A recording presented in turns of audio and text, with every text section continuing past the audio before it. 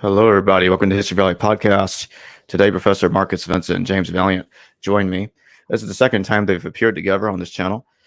And today we're going to be talking about the historical Jesus, and we're also going to be continuing our discussion on Roman provenance, which the two of them discussed last time we got together. So, James, you want to start us off with your view of the historical Jesus, how Paul is modifying his teachings, how it fits in a post-war environment? Well, as many scholars have observed, especially recently, I think that the argument in Galatians is a profound touchstone for us. Hearing the dispute, at least as reported in Paul's letter to the Galatians, at least as we have it, seems to indicate that Paul is engaged in a revolution, in effect, within Judaism. It involves including Gentiles. It involves criticism of Torah. And apparently he's in a very strenuous, heated conflict with Cephas and James over the matter. If Galatians reads like it's angry and furious about the matter, Paul's quite animated. And so I think we have to acknowledge what we could call the Pauline Revolution, and that any historical Jesus would likely have been Torah Orthodox, like James and Cephas were Torah Orthodox. And if we're looking at a Torah Orthodox apocalyptic, one thing that I can say with the highest level of probability about any historical Jesus is that he was crucified by the Romans. Crucifixion is a distinctly Roman mode of execution. If he was executed like many Messianic Jews in the first century were executed by the Romans, then it's because they believed him to be a rebel. I believe that the gospel portraits of Jesus being innocent, or Pilate saying in all four gospels, in different ways, he is just flatly Jesus was innocent, is a reversal of what would have been the historical Jesus, sort of turning him upside down and inside out. The basic reason I believe in a historical Jesus is because I think that it's hard to imagine Christians inventing from scratch a crucifixion that they have to explain away in such a fashion. We notice that Paul is vague about the powers of the age that did Jesus in. Who killed Jesus, Paul? Well, it's these powers of the age. That's a very vague sort of phrase. So he's sort of being ambiguous about it. When you get to the Gospels, they've completely reversed and inverted it. Had the Sanhedrin, for example, wanted Jesus dead, they could have had him stoned, as they had James stoned, according to Josephus, as they had others stoned. Josephus quotes us the letters from Roman authorities giving Jews, at least before the war, the authority to enforce Torah in their own lands. And so they could have had, if Jesus had violated the Mosaic law, the Sanhedrin would have had him stoned. And if they wanted to blame the Jews for it and made the story of Jesus up from scratch, they would have had him stoned just to have the Sanhedrin take all the blame. A crucifixion by Pilate gave them a problem they sort of had to wrestle with and answer. And so my belief in a historical Jesus is pretty much grounded on the fact that Christians appear to have been stuck with the uncomfortable reality of a crucifixion that they then have to stand on their heads to explain away. That suggests to me that there was a real Jesus. And I'll have to go with the Brandon Eisenman hypothesis that he was, in fact, a rebel. If that makes any sense. Yeah, it makes some sense to me. I mean, I would agree with the first observation, James, that why would you invent? Yeah, if you have a mythical figure, why would you invent, let's say, a protagonist of your new religion, who is being dismissed by the authorities, be it by the Jewish authorities or by the Roman authorities? You probably would have it easier. And I think it would be unparalleled in history, from what I know, is that the foundation of a new cult, yeah, is being put on such an unstable protagonist who is being dismissed by everybody. So I think this would give some credit to the idea that there is a rebel figure, a historical rebel figure with whom people have to cope. I think that there are two observations which I would add to it. One, which gives even more credibility to your picture, is that in the earliest collection of Paul's letters that we have, at least that we know about, and which we have to reconstruct, of course, which is the 10 letters in the collection of Marcion, the order is different from the canonical order. The whole thing doesn't start with Romans as we have it in the New Testament, but it starts with what you are calling this kind of fighting letter of Galatians. And this, of course, and this is what I have described in this new book on Christ's Torah, which I'm hoping to get out in an English version as well, where I'm trying to explain what a different collection of Paul's letters this is, which starts from the very beginning with a stark contrast that's being made, where Paul says from the beginning, as we all know, Galatians starts, that he hasn't been handed over his information by any person, not by apostles, not by anybody, except for this Christ himself. Now, my second observation is this ties in, of course, with the opening of Marcion's gospel as well. If Marcion's gospel is anything, in my eyes, then it is an attempt to cope with a great difficulty, namely with an historical figure. This historical figure, which this opening of the gospel, which starts, of course, with chapter 3 and chapter 4 of Luke, what we know as Luke here. It starts in the 15th year of Tiberius. So Marcion starts with this historical, if you like, with this historicizing of this figure, which he implements firmly into Roman history. And where he then continues, there's a bit of a debate between Matthias Klinghardt and me, whether the name of Pilate is still in Marcion's gospel or not, but leave that aside. So it's still rooting this historical figure of Jesus, in Roman history. What Luke makes out of it is a different matter, because then Luke adds to it the high priests and the tetrarchs, of which we know none of what is being added in Luke's gospel historical. All Lucan specialists say this is historical fiction, what follows. So it's only what we've got in Marcion. But having said that, when Marcion starts with the history and in the historical context of this Jesus figure, I think the entire gospel then is attempting to reverse that historicizing of this figure and to make a mythological figure out of Jesus.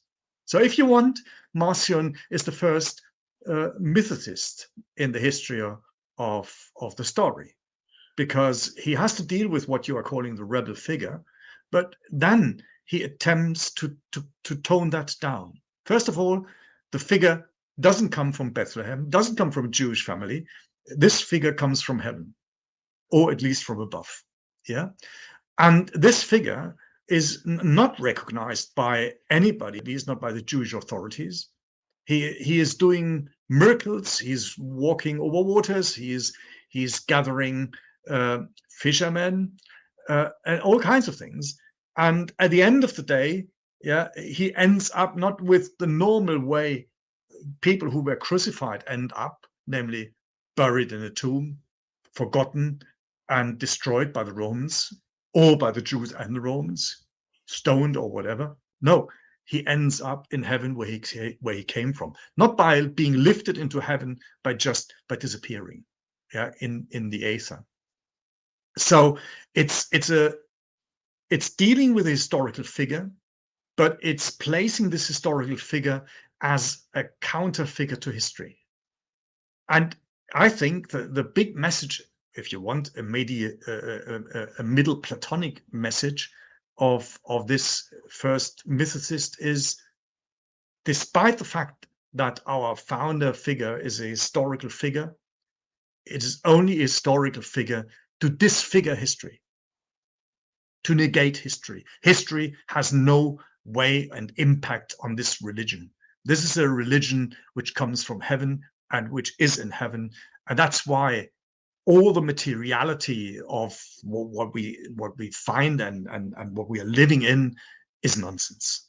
Right. Sense is making only what is ethereal and eternal. Right. So the actual texts of the New Testament present a highly mythologized Jesus the authors of those texts have in effect lost any real touch, apart from perhaps with the crucifixion, largely lost touch with the historical figure in terms of... I would think the New Testament text that we have is then a counterplay to this mythicism. And that's why you have Matthew with the child stories and Luke with the child stories, which are attempting to rehistoricize the mythologized historical figure. So we have a double movement. We have a historical figure of whom we have almost no knowledge. That's why I can understand all the modern mythicists, yeah. But I do think the first mythicists had the same problem as the modern mythicists, right? The problem you mentioned in the beginning, that we have a very odd start with a rebel figure, yeah. But the New Testament authors, I think, are already trying to rehistoricize that figure through the child stories, through the narratives of the lifting of this person at the end, so that the historical figures at the end of Luke and beginning of Acts are witnessing the disappearance, because he's not just nowhere. No, he is in a physical sphere. So it all becomes physical, historical and physical. And I think that's that kind of a nonsense, yeah, to me, is the mixture of the first history and the first mythicists, and what we are ending up in the New Testament are half mythicists, half historians. Fascinating. So whatever original there was to Paul and Marcion is a largely spiritual, mythologized figure. Our gospel writers, and boy, you can really see it in Matthew, and you can really see it in Luke. They're trying to reconcretize this person into history using mythology and re-Judaize the figure, connect him to Hebrew tradition in a way that would probably have been offensive to Marcion. They're trying to Judaize and rehistoricize using what is clearly fiction or allegory. What scholars can identify in the Gospels as fictional and allegorical material is being inserted into Jesus to give him more historical reality and a more Jewish reality than Marcion would suggest. So it's a sort of a reaction. Matthew especially seems to me to be a ferocious reaction to Marcion in terms of historicizing and Judaizing the figure of Jesus once more, while still indicating that the accusations against him were false. He praised centurions and so forth. Matthew is going to go especially out of his way to give high praise to the centurion from Jesus and so forth, which are clearly mythologized elements, but are also designed to turn him into something other than the rebel he was. No. He said, pay your taxes. He thought centurions were great, etc. Yeah. That sure makes sense. Then we can see John latches on this mythicism, right? So he supports this kind of mythologizing of this historical figure. So he continues, if you like, in a Marcion vein with this trajectory. And what is, in my eyes, quite interesting, that both the synoptics with the more historical views, I mean, rehistoricizing views, and John in his further mythologizing way, both have a much stronger anti-Judaism in their texts than you will ever find them either in Paul or in Marcion's Gospel. So you see John as sort of attempting to reintegrate Marcion's spiritual Jesus back into the Gospel's historical Jesus, in effect. Exactly. And as this progress goes on, it becomes progressively more and more and more anti-Semitic, anti-Jewish, until by the time we get to John, Satan has inspired the Jewish people. Satan's crucified Judas, and literally Satan seems to be behind it all in John, and so it becomes increasingly anti-Jewish as this literary development goes forward. Well, that Exactly. again, great sense to me. That makes great sense. Then the other tendency, of course, you have already mentioned, Jesus becomes also not only more historicized, he also becomes more Romanized. You can see that when you mentioned, and with him also the entire movement, yeah, it becomes more and more subservient to the Roman authorities. I mean, this prayer in Romans for the government, right, is inexistent in the early collection of Paul's letters. It comes in through the canonical redaction. When do you think Romans 13 got included into the Pauline corpus? That was exactly the same time when Justin wrote this prayer for the government. Right. Yeah, it's part of that kind of canonical redaction of Paul's letters, when Paul's letters become included into the 14-letter collection. Amazing. And by the time we get to, I believe it's First Peter, we're actually told to honor the emperor. Oh, absolutely. It's getting to the point where the emperor becomes also very important. I mean, for Justin, for example, right, when in his apology he asks the emperor to persecute those Marcionite Christians. So the emperor becomes the key decision maker who Christians are, and that ties in with what you're saying. It's astonishing to me that that's exactly it. I mean, you have got Justin Martyr there comparing Jesus to all these pagan data. Oh no, it had pre-existed Jesus. Yeah. They've all been groping. All you pagans have been groping for the same thing. And then he's appealing to the emperor to help him out with his own internal problems. That's an astonishing thing right there. That Justin it's in history the first time Christians ask for the emperor to persecute Christians. So I've got a student who's just writing a small essay on how the persecuted become the persecutors. And here, Justin is the first case. Well, we normally think of Christians becoming persecutors in the 4th century when they take over the government of Rome. It starts in the 2nd century.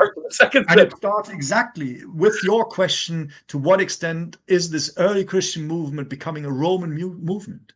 And here it's the Roman authorities who are being asked to make the decision who are the right and the wrong Christians. And Justin tries to feed the emperor with arguments, but it leaves the decision to the emperor. That's fascinating. Now, going back though to, let's take the earliest gospel, Mark 13 appears to be a strange sort of prediction. Here we have Jesus predicting that the fulfillment of Daniel's Son of Man prophecy will occur at about the same time that Jerusalem is destroyed and the temple is destroyed, which seems paradoxical. So it seems to be aware that the Jews will lose the first Jewish war and the temple will be destroyed. But within the same lifetime, Jesus asserts, there'll be a glorious coming of the Son of Man. This appears to be, on the face of it, one, a dire warning, retroactively, obviously something post-event, but a retroactive dire warning against rebellion to the Jews, on the one hand, and on the other hand, claiming that your messianic advent will occur at the time of the fall of Jerusalem. A strangely paradoxical thing. Do you think that might actually be, and it has been proposed by Joseph Atwill, as a proof text for Flavian claims to being the true Messiah? We're told by Tacitus, Suetonius, Josephus, we're told in the Talmud that Ben Zakkai recognized Vespasian as the Messiah. So we have both contemporary Jewish and pagan sources indicating that the widespread belief that Vespasian and Titus were in fact the Jewish Messiah, the fulfillment of Hebrew prophecy, and Suetonius and Tacitus are stating this as a fact. I mean, they're not even doing one of the classic Tacitus sort of hedges. Well, some people say, and it might be. No. The early Flavian emperors were in fact the Messiah because these Jewish people got it all wrong. They're stating it that boldly. And Mark 13, oddly enough, contains all those elements. That is to say, you'll get a true glorious coming of a Son of Man, but only with the destruction of Jerusalem. And the only historical figures that could fulfill that are surely not any Jewish rebels in the wake of the First Jewish War, but the Flavians who are making this claim. What do you think of that? Well, first of all, I mean that non-Jews, yeah, are being called Jewish messiahs is even a Jewish suggestion. I mean, we have Xerxes being called the Jewish Messiah, even by Jews, let alone by pagans, right? I can't remember a coin which would give the name of a Messiah to one of the Roman emperors. I can't recall that the Roman emperors themselves would have called themselves a Jewish Messiah, but that Jews would have assumed that Roman emperors could be a kind of Messiah.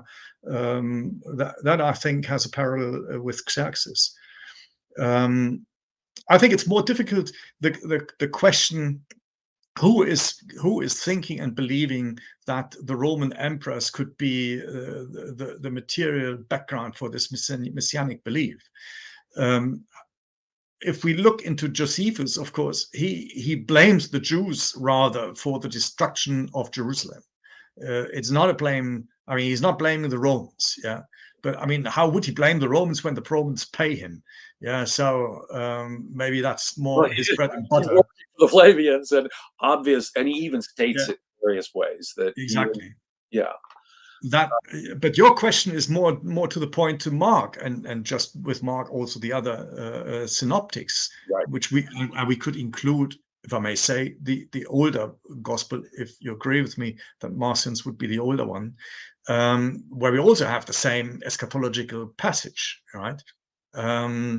Where he's claiming, even more extensively than Mark does, that this is the eschatological effect of the destruction of Jerusalem, which is really a turning in the history of Jews, in the history of early Christians, and in the history of the Roman, and the relation between all of them.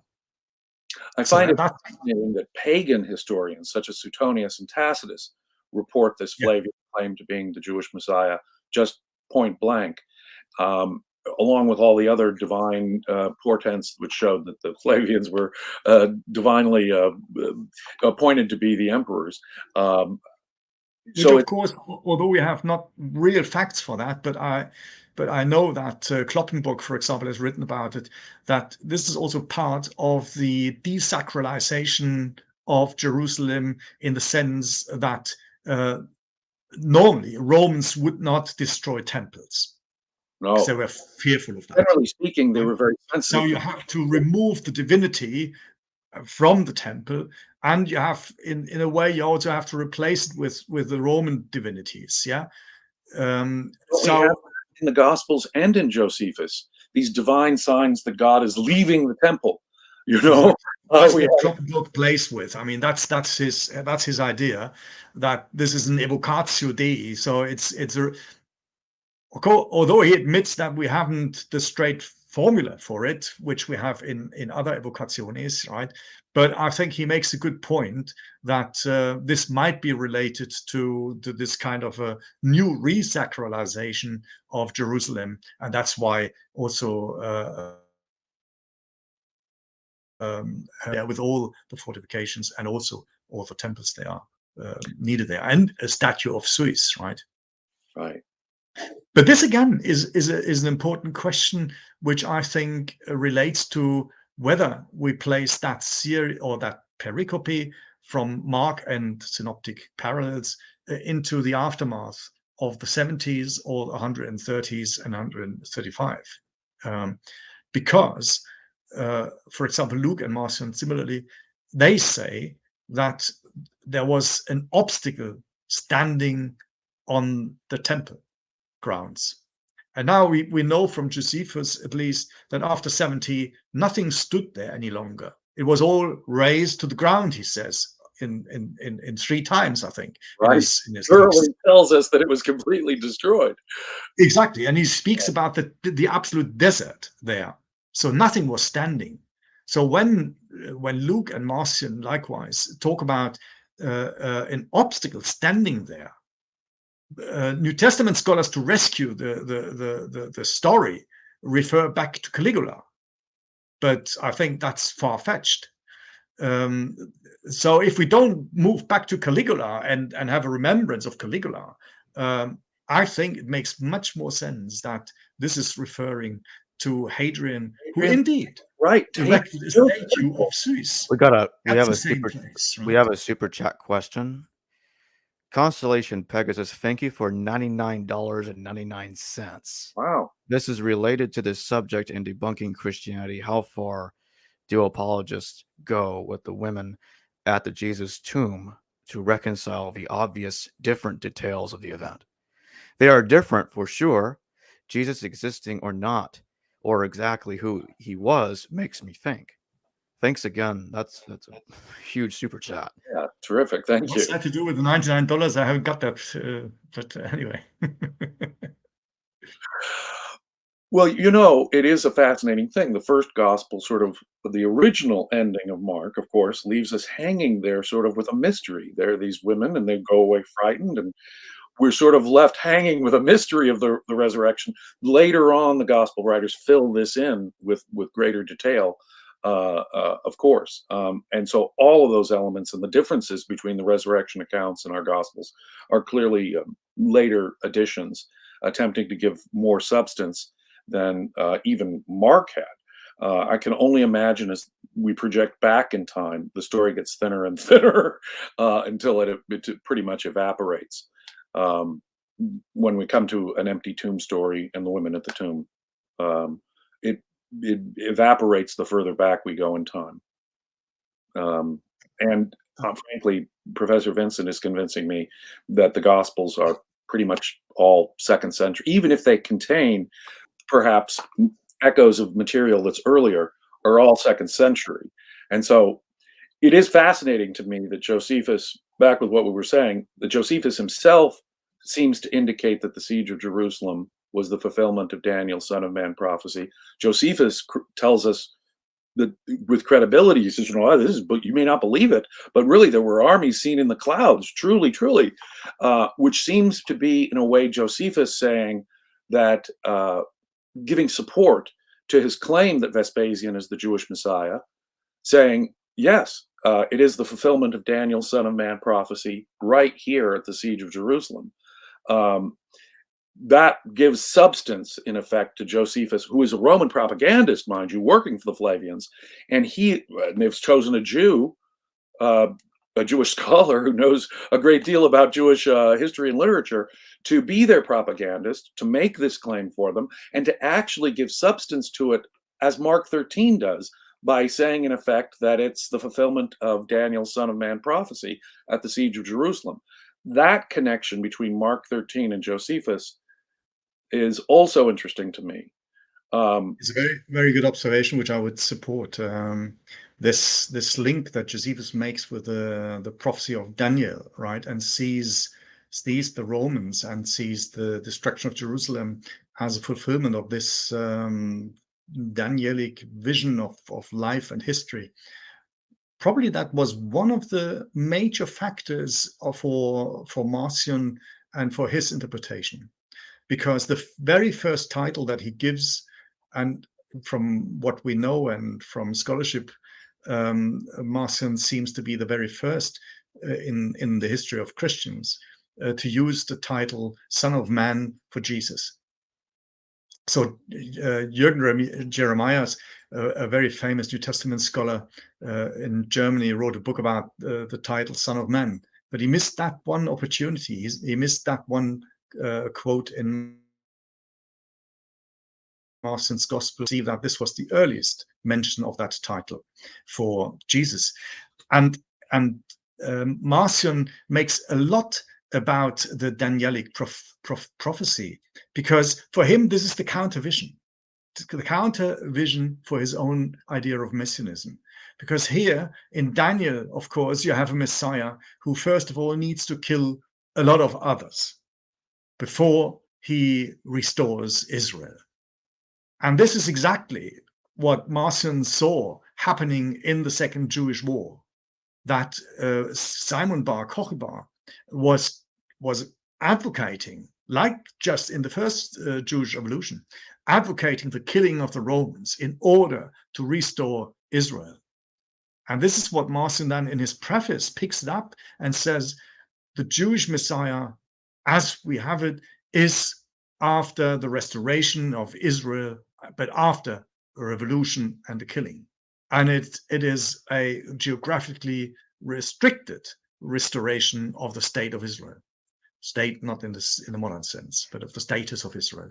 Right. Now, the question of the that's just being asked is, if we put the Gospel of Marcion first and the Synoptics after and John after, then you can see a clear line of a diminution of women's power and authority.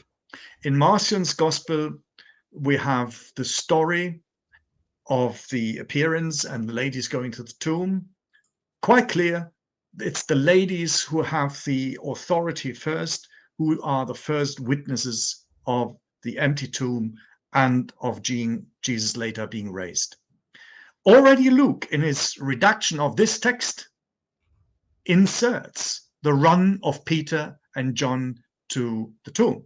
So suddenly, from a gospel which is 99% identical in text with Luke, Luke replaces the authority of women by the authority of Peter. So it's the men who take on the baton, no longer women. And you can see that this carries on in Matthew and in Mark and the later Mark, at least the ending of the later Mark, and so forth. Women become more and more subjugated. And we have the same story when we look into Paul in relation to the later Paul. When it comes to Paul, the famous story is 1 Corinthians 14, 35 to 37, that women should not speak up in the community. When I did the restoration and the recreation of this 1 Corinthians chapter 14, I was surprised that, as far as I have seen, people have noticed that these two verses are in our manuscripts of Paul's letter in different places. So they appear where we have them today, verses 35 to 37, and they reappear in about 60% even of the manuscripts that we have, old manuscripts. They appear at the end of chapter 14. So people were always, critical people were thinking this is a later insertion in chapter 14 of 1 Corinthians, which reduces the women to subjugating themselves to men, to the husbands, and to the church. But I was always stumbling upon that, because our very first witness for these two verses is Tertullian talking about Marcion's collection, the earliest collection of Paul. So I wasn't convinced by the 66 monographs and articles about these two verses as insertions, later interpolations. But what I didn't know, and I only got to know a few months ago or weeks ago, when I worked on 1 Corinthians for the recreation of this text, I noticed, and others have noticed that before, but they haven't made anything out of it. But I noticed that these two verses, when Tertullian comments upon them, are straight after 1421. So they are in a different place. It's the third place where these two verses are, according to our witnesses, are being placed. Now, when you place these two verses where Tertullian read them, they are no longer Paul blaming women to subjugate, or blaming that they subjugate, but it's in a sequence between 21 and 22 where Paul blames the Torah. And he speaks right against the Torah, that the Torah makes this nonsense, that the Torah forbids prophecy, and makes the claim that the Torah forbids women to speak up and to subjugate to women. So what's happening is that these two verses were not eradicated by the later people like Tertullian and the redaction, but were placed in safer places. And were saved as if Paul now were claiming that women should shut up and subjugate. And that's exactly what's being said now, where they are being placed in chapter 14, either as chapter verses 35 to 37 or at the end of the chapter, because both texts tell us that the order of the church is as follows.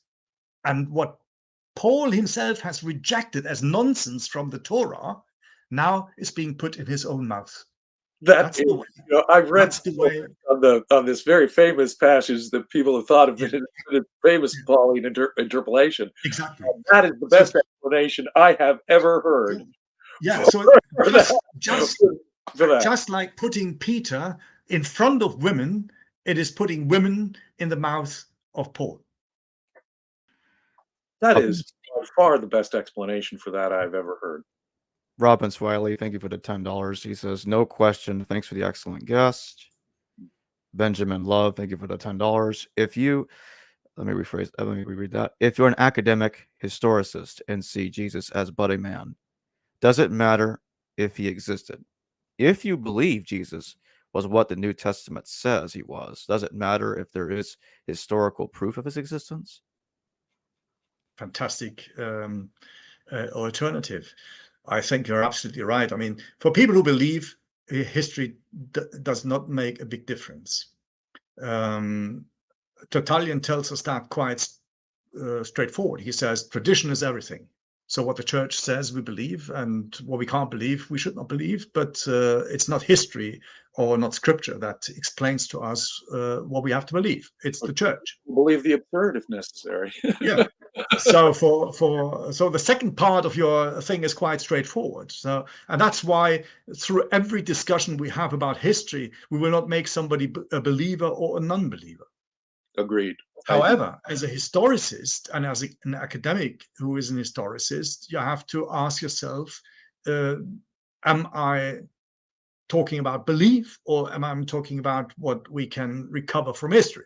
And that's much more difficult. And I think James, like me, are trying to recover what we can recover, knowing, of course, that 99% of what we think we recover is recovering our own thoughts. So we have to disengage with ourselves first. Yeah, that makes it more difficult because we also have beliefs which we cloud in history.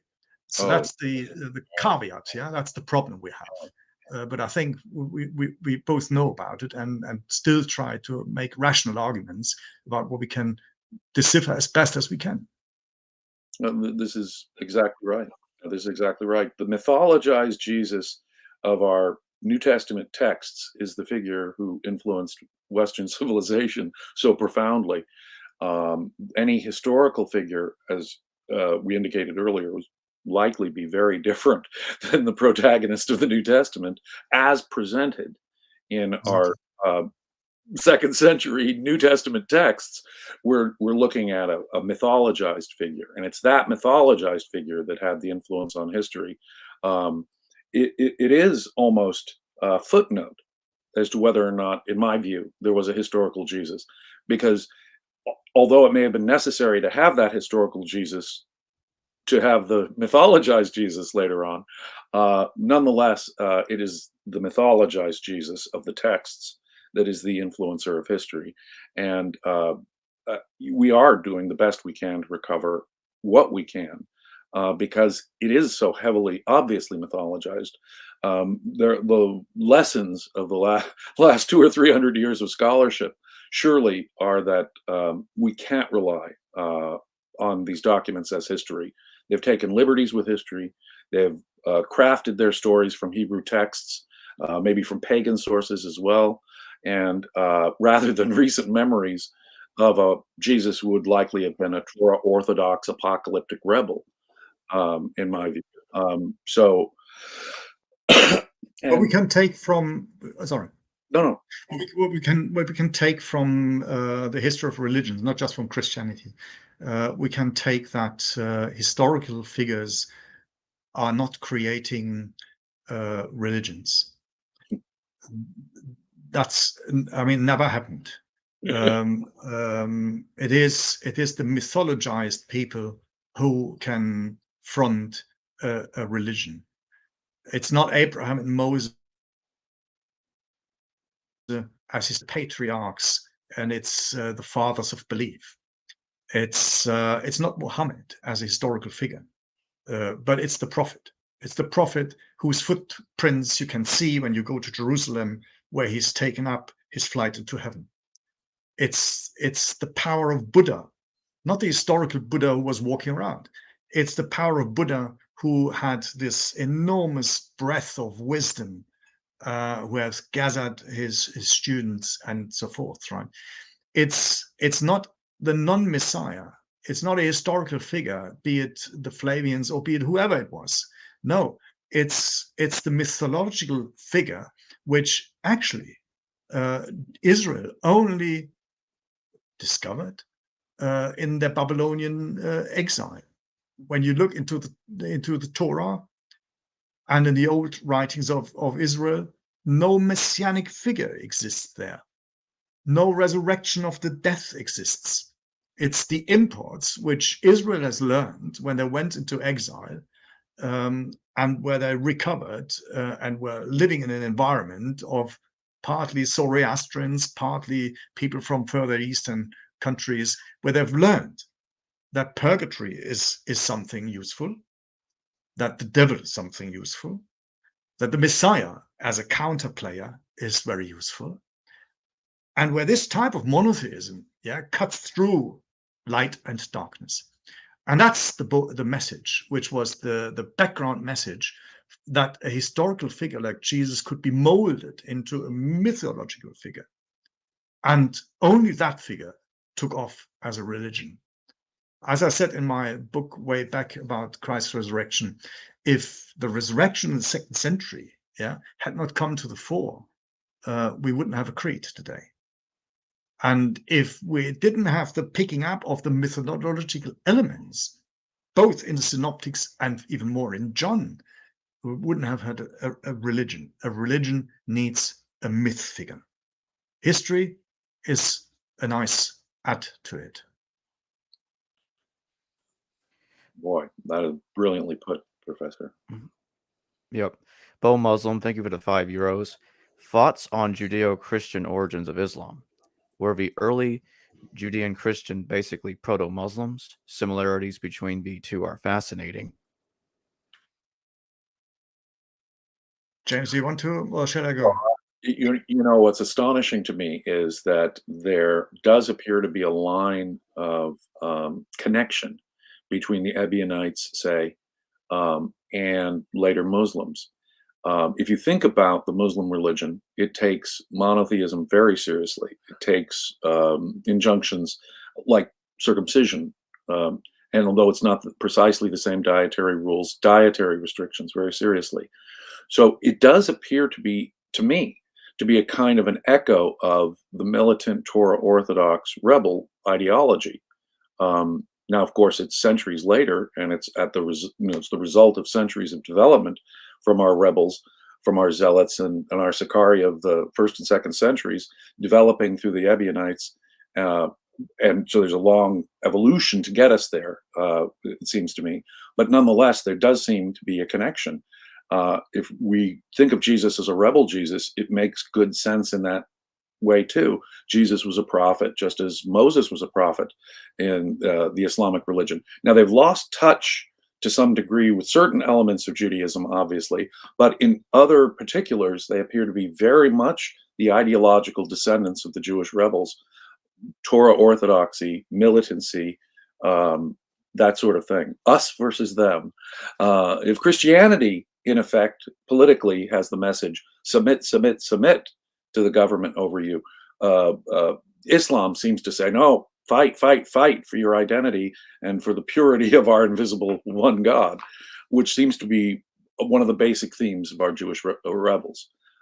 So it'll take centuries to turn it into Islam, but I think there really has to be a connection between our Jewish rebels, the Ebionite movement, and what will eventually be Islam. I do see the connection. I would hear cite you to Professor Eisenman, of course, who's done enormous work on that very connection. Yeah, good you have mentioned Eisenman. I just thought on well, probably the head is very broad, yeah, Judeo-Christian. You mentioned the Abionites as one of the strands in that. I think it is to pick up that broad head. Yeah, I think it is indeed clear that there are ethnic-oriented forms, ethnic-oriented, like Jews, some Jews were. In Paul, we have the counterexample, right, where we have a kind of criticism of this ethnocentricity. Marcion, right in his preface, argues against this kind of ethnocentricity, where he talks that his Messiah is a Messiah for everybody, irrespective of being ethnically oriented. But we know throughout history, for the first 6-7 centuries, ethnic orientation was bread and butter for many, many people. However, and I think that's also related to the origin of what we later called Islam, many Christians were dissatisfied with this kind of Roman centrism. And Roman centrism across Latin, but also Greek areas. So under Justinian, we have in the 6th century the first real policer who is policing religious practice. And people who did not become his way had to move out and took exile. So we have at the fringes of the Roman Empire and the Byzantine Empire, as we call it in the 6th and 7th centuries, we have people living Christian forms of life outside the area where a policing was possible. You have it in the south of Morocco, you have it in the south of Egypt, and Saudi Arabia, and so forth. These were the places where people developed their own forms of religion and practice. I give you a few examples because I know most about the south of Morocco, where I've just spent a few weeks. And the people who were living outside the Roman Empire in the south of Morocco, they called themselves Davidites, so Davidic tribes. They practiced circumcision. They celebrated baptism according to the places that we have excavated. They seem to have practiced the Eucharist, and they worshipped Muhammad. And they regarded themselves to be Jews. So this is the type of what we later get as early Islam. So I wouldn't even, I think that this black and white distinction between Christians and people who have different beliefs, like Muslims or others, was a distinction which was instigated by the Byzantine Empire and policed. Hence, also the reaction against these types of policed religion was that Islam could not otherwise handle it than also put up a counter force. So I would not think that Islam by the beginnings were a rebel type of Judeo-Christianity. Yes, I would think there was an ethnic orientation, but which was forced by the powers of the Byzantine Empire to make their way also by power. And they didn't do it only by power. Most conversions from Christians to Islam in the first 200 years were deliberate bishops and Christians thinking they are better Christians by moving to a non-Byzantine Christianism and Christianity, which later only was called Islam. When, for example, John Damascene, who is the son of a Christian father, but the Christian father is the Muslims' emperor finance minister. So he was brought up in the 9th century at the court of the Muslim leader. His father was Christian, no problem for the Muslim emperor. His son was Christian, a theologian and an author. Now, when he in the 9th century writes his 100 heresies of Christianity, the last heresy he mentions is Islam, is the practice of the prophet. So for him in the 9th century, in the Muslim environment, he sees his own environment as part of Christianity, a deviant form, but a form of Christians. That's not taking now Muslims back into Christianity. Far from that, I don't want to say that. What I wanted to say is that at least for 400 years, the boundaries were not a boundary between isms, but a boundary between different ethnic and forms of practices. Perhaps we need a broader term, right? It's clear that it's true, obviously, when Islam and Christianity, Byzantine Christianity, are crystallized, and Justinian was enforcing a kind of Christianity in a way that had never been done before, as you point out. Never before. And there are obviously other forms of Christianity on the periphery that are developing, regarding themselves as pure. Maybe a term like monotheistic messianism is this broader category in which or better, even breaking off, right? Patricism. Muhammad wants to be subjugated to a form of messianic idea. But I think the broader term, and that captures much of Jewish practice and belief, Christian practice and belief, and Muslim, is propheticism. And propheticism is indeed the power that reigns, and also that's debated upon. Fascinating, absolutely fascinating answer. Much better than mine. I hope that answered the question. Yeah. And I would even think that loads of Roman understanding is being captured by propheticism as well, because that plays into the second sophistics, into the wisdom, into the philosophical part, where people like Mark Aurel, they prided themselves, like Constantine later, they prided themselves to be part of this kind of prophetic identity. And when you look into the numismatics, I mean, Concordia, Victoria, it's playing on this kind of vision of the future. I mean, these Roman emperors know what the future should be. It's like an eschatology and a parousia in the reality of prophets. It is. The Romans saw their own government in those terms. In future, what Christians might call, millennialist Christians might view it as, Romans view their own government as a sacred institution in that sense. That is certainly true. Yeah. Sophia, I mean, wisdom. Rome is being called Sophia, and that's why all these imageries of the Amazons and the fights that one has to go through, but it's for the greater vision of what this world could be about. Brilliant observation. And of course, it relates also to the colonial style. You have to import this kind of a vision, not just to your own people, but you have to export it into other countries. So it's a colonial discourse, which is equally linked to this great vision of prophets and this great vision of turning the world upside down according to your views. It's an astonishing thing. The Romans start out as very tolerant and very diverse. In other words, they are, as you observed, they're very sensitive to destroying foreign temples. We see the policy is quite the opposite.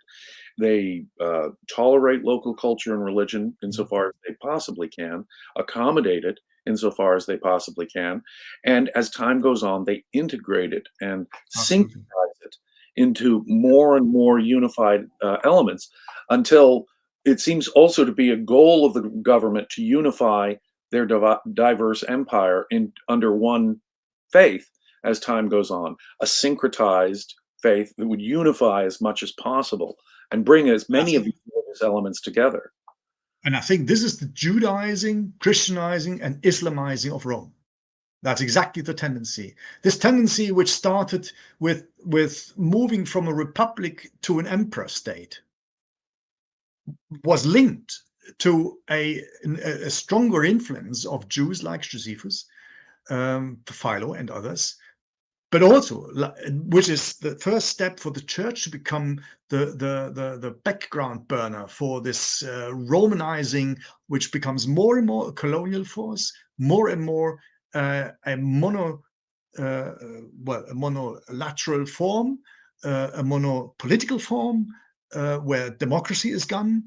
And this is rather further enforced by Islam, which becomes even more a power which supports the one state does it all.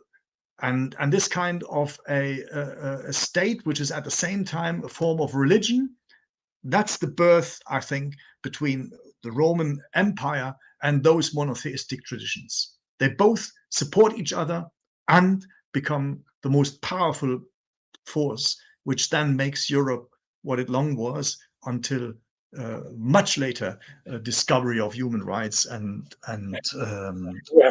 democracy. Yeah. We have to go through loads of wars until people become and realize that it could be different from this kind of an ideology, which is, I think, a Jewish, Christian, Islam, a Roman form of ideology. Brilliantly put. All I can say is that every time we talk, my head is blown, as we say in America. Probably we have lost already James, Jacob. We both. What's interesting is we both have versions of the name of the brother of the Lord. Yeah. Oh, here he is back. Yeah, I thought we have lost you, Jacob. No, I was here. I just want to let you two talk for a bit. I just thought we were too terrible for you. I was just keeping an eye on the live chat. What would you say about Professor Vinzent about the famous arguments over the testimonium in the Antiquities? What is your opinion on the testimonium in the Antiquities? Yeah, I've written about it already, as so many other people, and because you can't avoid it. Yeah, it's such an important text. For me, the two or the most important point, and many people have pointed that out before me, is that what we know from authors reporting about this testimonium, like Origen, where Origen explicitly says that he knows about Josephus writing something on Christians, on Jesus, but he says, but Josephus does not believe in the Messiah. So either he has read a different text, and why would he say so, particularly when he wants to promote Josephus as a supporter and witness for the early Christian movement. So I think, like with the crucifixion, it would be an odd element if Origen here would give us not what he reads. That Eusebius, who then gives us this testimonium, who has only passed through Christian hands, gives us the distorted, or let's say the different story, that already Josephus is an admirer of Jesus doing miracles and God knows what. That is a different story. So I think, as with all texts that we're dealing with, they are being constantly rewritten. And they are rewritten to make an argument, an apologetic argument.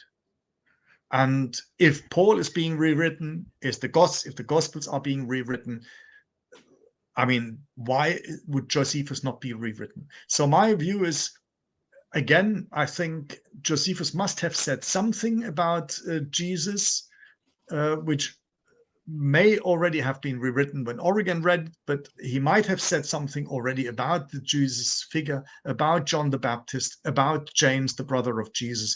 But I'm absolutely sure what we read today in texts which derive at the earliest from Eusebius, and then probably later from the 8th, 9th, 10th centuries, is not what Josephus has written.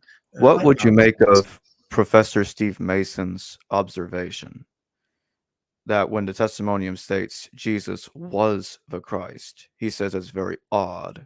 He says this isn't perfectly Christian because this would insinuate that Jesus in the past tense was the Messiah.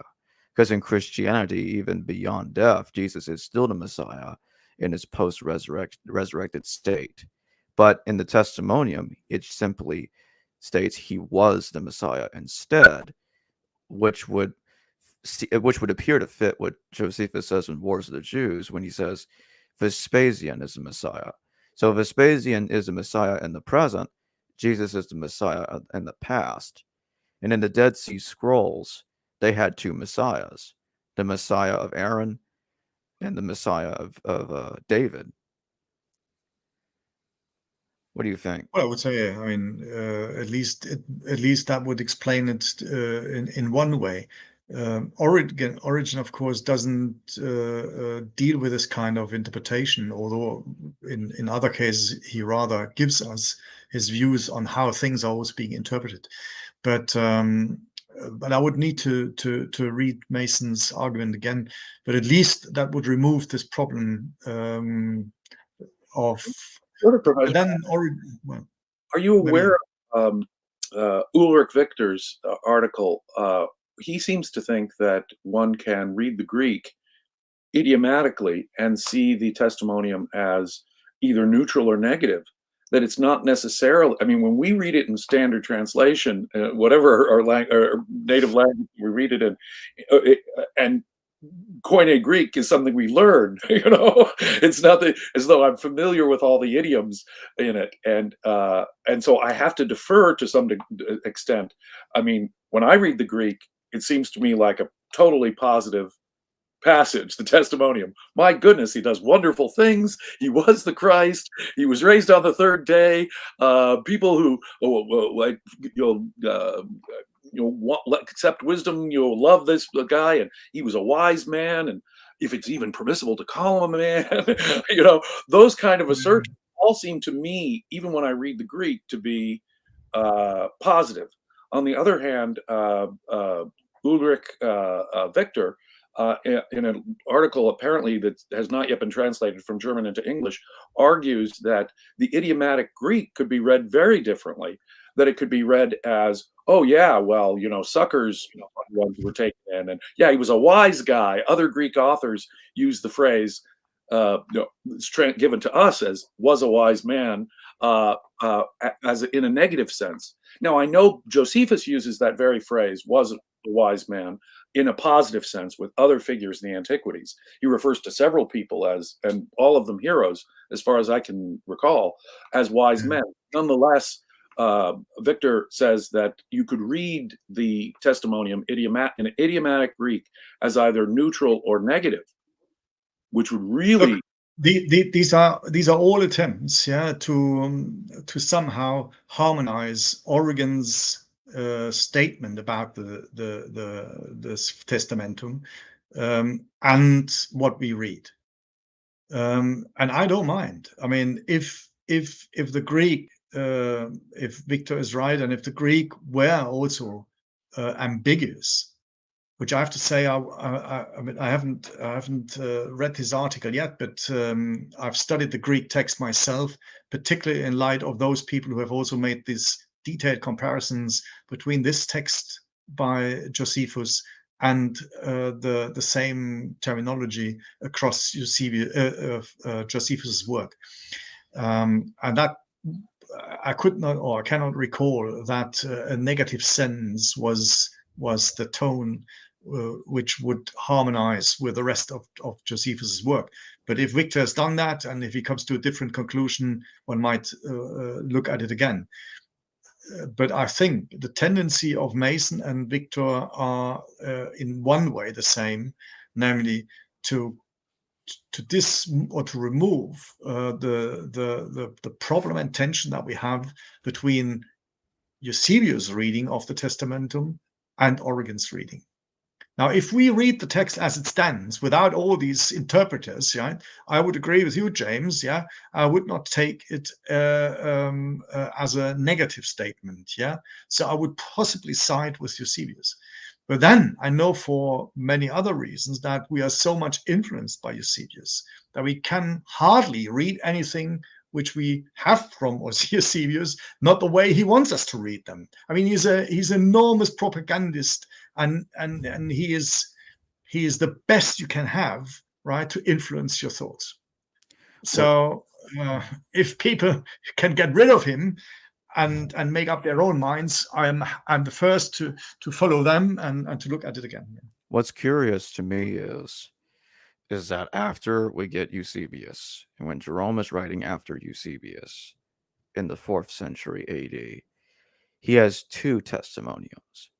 One of them has Josephus apparently being skeptical about Jesus being the Messiah. He's got another one that is exactly the same as the one Eusebius has. And so it looks like all the other modified testimoniums only show up after Jerome appears to have made a modification of his own. Eusebius presents Josephus as being a Jewish witness to Jesus and doesn't refer to him as being a Christian, despite him citing the full-on testimonium. I tend to think this could have also been the case because the way Josephus, if the whole testimony was authentic, which I interviewed Dr. Samuel Zinner on that point yesterday, because he thought that he thinks that the entire testimonium is authentic, as is. Jesus was the Messiah. The past tense language that's being used there, I think, might have been enough. On top of the James passage, Jesus being referred to as a so-called or Christ would have been both. I think both would have irritated Origen, in my view. Yeah, you see, what we're explaining is Origen's irritation. He's trying to use Josephus, saying, "Isn't it amazing that a Jew should be giving us such good witness?" That's his basic thrust. But on the other hand, he does seem to be irritated and repeatedly says that Josephus does not call him the Christ. And so we're left with a problem there. But we also have the medieval pseudo-Hegesippus, which leaves out, so a brief rendition of Josephus, mind you, which leaves it out. Or but James. It's a shortened version of it. I want to add one more thing just real fast before you continue. There's one more issue I do have personally with the modified testimonium hypothesis, is that typically people like to use Luke's gospel to say that the testimonium was modified, to make their arguments that the grammar in the testimony doesn't fit Josephus's language. Oh, it looks like the Emmaus narrative. Yet those same people will typically say Luke used Josephus. I call that the Luke paradox because that's kind of odd. I'm almost done. Just give me a second. Luke used. So in other words, they ask us to believe that Luke used Josephus, but then someone else used Luke to modify what Josephus said. I don't know if there's another example of that ever happening before, where paper B plagiarized paper A, and then paper C used paper B to modify paper A. I think the simpler explanation is what paper B is copying from paper A is already in paper A. Then whatever it copied from paper A. The author of Luke Acts, in my mind, I'm confident, is using Josephus. The beginning of Acts is clearly referring to history you find in Josephus. Recent scholars have indicated that, and I'm convinced by it, that Luke Acts is using Josephus.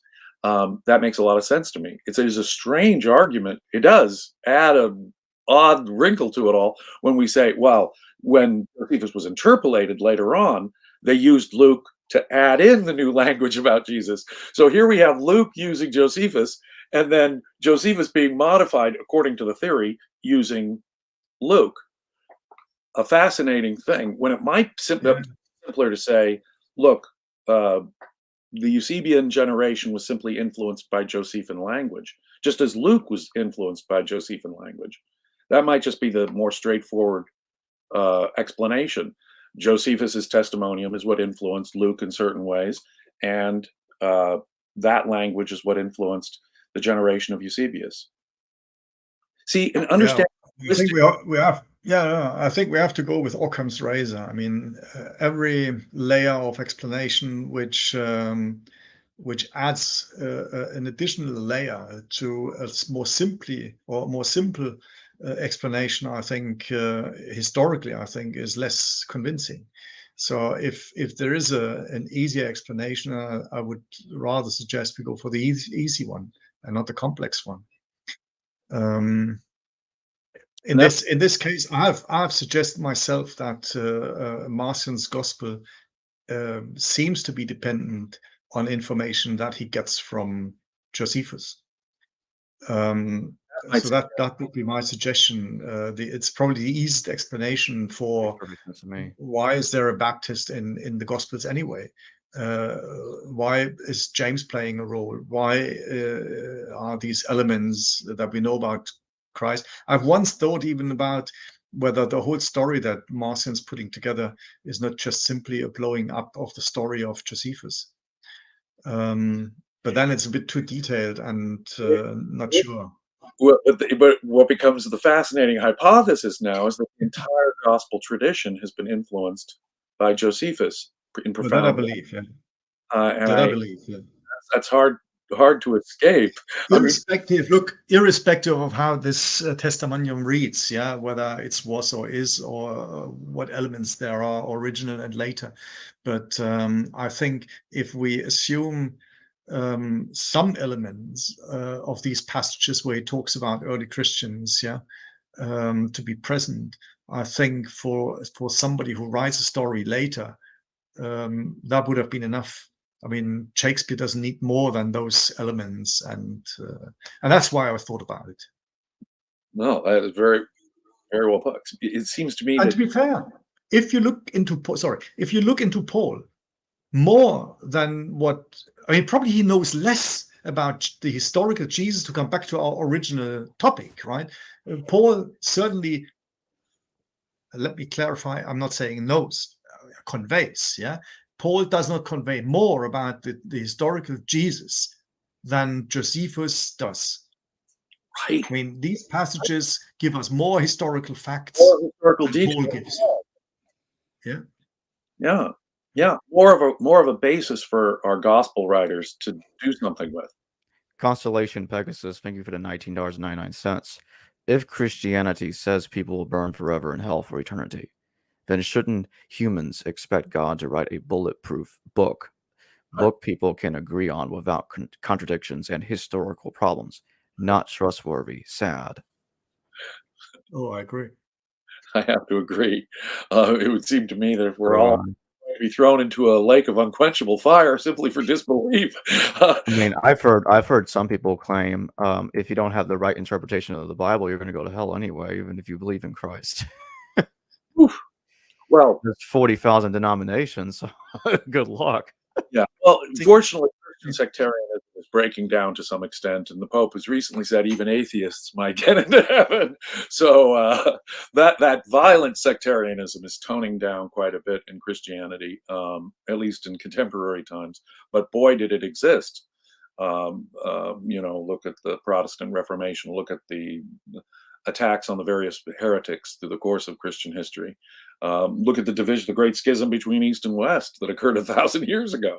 As Professor Vinzent has just pointed out, go back even earlier to the divisions between Muslims and Christians. They're really all emerging from the same nebulous sort of birth chamber, if you will, and going off in their own different directions. But then they're becoming very violent and sectarian about those differences.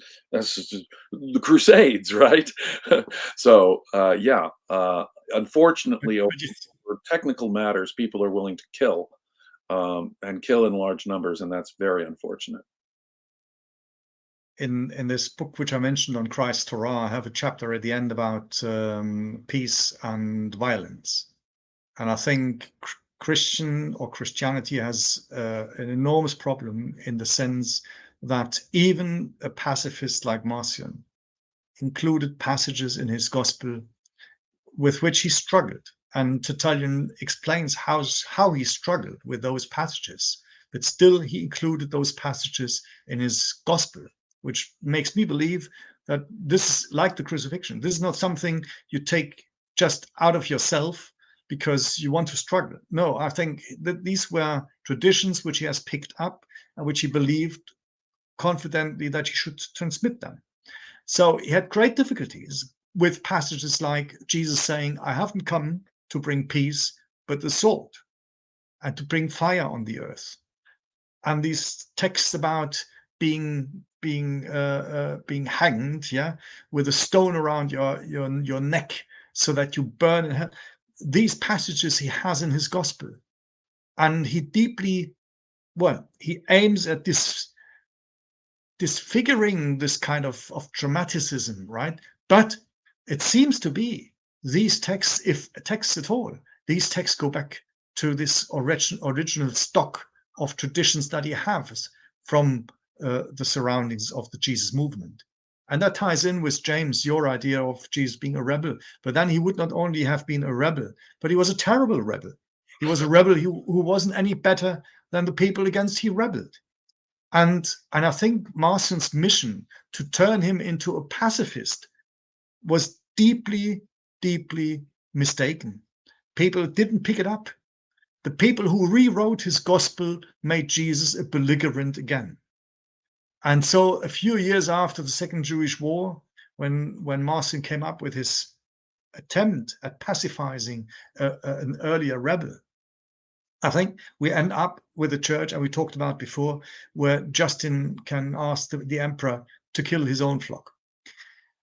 And this is the terrible, sad story that apparently from the beginning we have a movement where fight, killing, and murder is an intimate part of a religion which until today is never peaceful.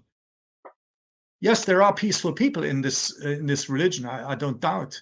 Sure. But the stock of that, what we call Christianity, is deeply unpeaceful. Yeah. Sectarian, and has inspired a great deal of sectarian violence. That is a historic fact.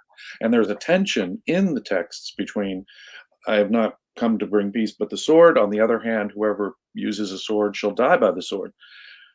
You've got this tension, this flat contradiction in various parts of it. Now, I think it leans on the side of the pacifist with what the material we have, but there's no question that it appears to me too that Marcion is sort of stuck with a tradition that has violent rebel elements in it, and he has to wrestle with that tradition that he's stuck with about a rebel Jesus.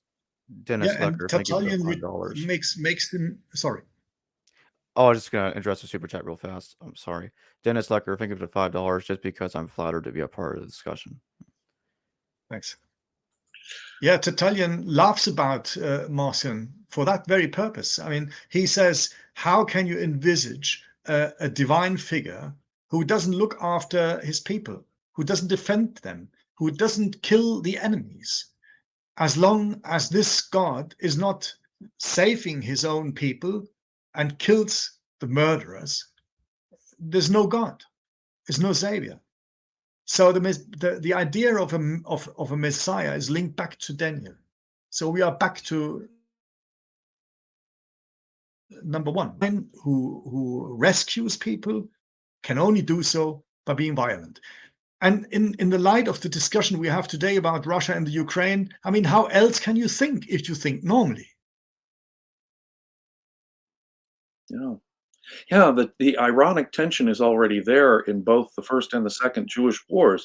The Roman emperors are engaged in as you point out, you've got religious zealots from the Jews engaged in a rather reckless war themselves, and then you've got the Romans rather brutally putting down those rebellions, and then the Romans with the total straight face print coins with Pax Orbis Terrarum.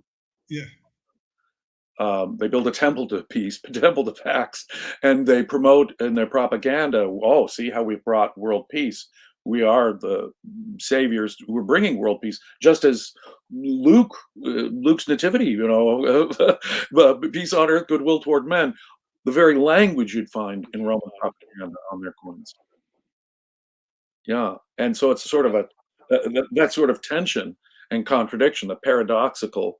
We need this violent ruler to bring peace. Exactly. It's a strange thing too, the attack on the temple. I mean, Jesus, when he gets to Jerusalem, he looks at the temple and he starts turning over the tables and says, you've turned this place into a den of thieves. Interestingly, he says it should be a house of prayer for all people, which is an interesting thing to say about the sectarian Jewish temple. But he is, in effect, morally giving moral justification, if not actually commencing the physical destruction of the temple that the Romans do. So again, we see sort of a Romanization of a story. The Qumran sectarians were not big on the temple. They thought it had gone corrupt. And I have to believe that many rebels must have shared the idea. Now, they wouldn't have wanted to destroy the temple. When the first war happened, there was a fight between the rebels over who would control the temple. So they wanted the temple. They thought that maybe it had gone corrupt, but they were going to purify it, you see, from the previous desecration and get it right this time. Whereas what we have in the Gospels is Jesus condemning the place, in effect, and again, commencing, in effect, an attack on it. Speaking of the tension between the peaceful Jesus and the violent Jesus, he actually at one moment becomes violent himself, apparently, and that's at the temple.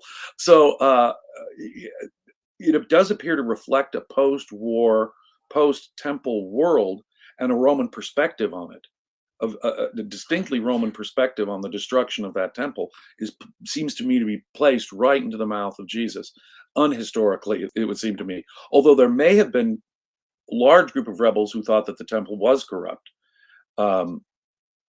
So there could be a tradition straight from the Jewish rebels into Christianity of the corruption of the temple, but then that, like so many other elements of Qumran literature, sort of turned on its head against the Jewish rebels in our Christian literature. And I think it's hard not to miss that. I think it's pretty clear that what you were seeing here is, in effect, well, you can even back it up even further. The Gospels are, in effect, saying the Jews lost the first Jewish war precisely because they killed their own Messiah. They misunderstood Messiah. Jesus came along and said, the first shall be last, and the last shall be first. And, you guys have got it all backwards about this Messiah thing. Jesus is constantly chiding his disciples in the Gospels about their misunderstanding of Messiah. And what is a historical fact is that most Jewish messianists of the first 2 centuries were violent sectarians. In fact, those are the people behind the first 2 Jewish wars. And yet in Christian literature, we're getting the Roman perspective, it seems to me, on that. The temple was corrupt and therefore it was proper to destroy it. In fact, you could almost see the Gospels themselves as saying, thematically, the Jews lost the Jewish war. They got their temple destroyed because they killed Jesus. They misunderstood Messiah. Well, look, Gershom Schulem, this great Jewish scholar of history of Jewish mysticism, he published once a small booklet with 4 articles. One of it is on Jewish messianism.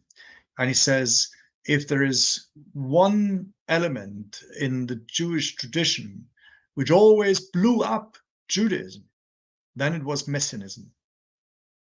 Almost no single messianic person in the history of Jews has not brought about a division of not just a small denomination within the broader type of Jews, but has blown it up and created a new form of Judaism.